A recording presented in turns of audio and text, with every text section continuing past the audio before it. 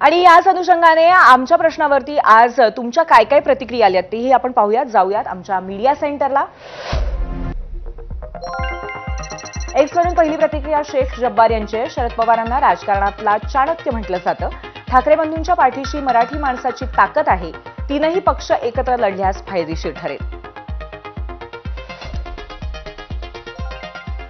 एक्सवरून पुढची प्रतिक्रिया मिलिंद पाटील यांची आहे. कोणी कोणाशी युती करो, जिंकणार तोच ज्याच्यासोबत निवडणूक आयोग आहे.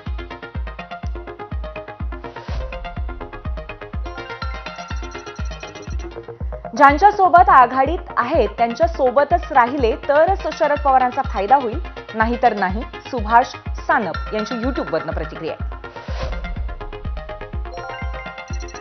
युट्यूबवरची पुढची प्रतिक्रिया अमित जाधव यांची आहे. शरद पवारांनी ठाकरे बंधूंसोबत युती करून काँग्रेसला सबुरीचा सल्ला द्यावा.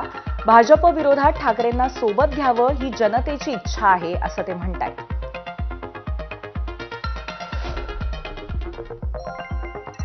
फेसबुकवरून पुढची प्रतिक्रिया गणेश शर्मा यांची आहे. भाजपने स्वबळावरती किंवा शिवसेनेसोबत लढावं. चांगल्या पद्धतीने प्रचार केल्यास विजय निश्चित होईल. बाकी ज्याला जिकडे जायचं तिकडे जाऊ देत असं ते म्हणतायत.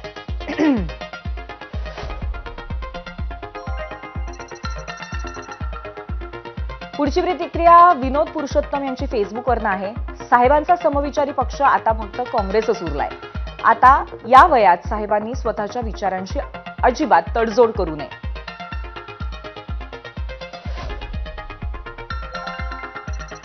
पुढची इंस्टाग्रामवरनं प्रतिक्रिया आहे भूषण शेवाळे यांची. ठाकरे बंधूंसोबत युती केली तर 100% फायदा होईल.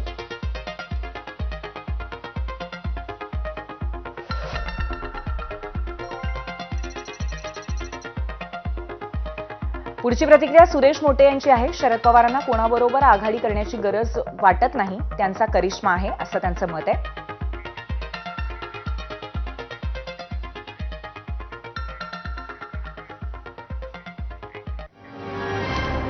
आणि आता याच विषयाच्या अनुषंगाने आपण चर्चा करणार आहोत. त्यासाठी आपल्या गेस्ट सेंटरला आपले पाहुणे उपस्थित आहेत.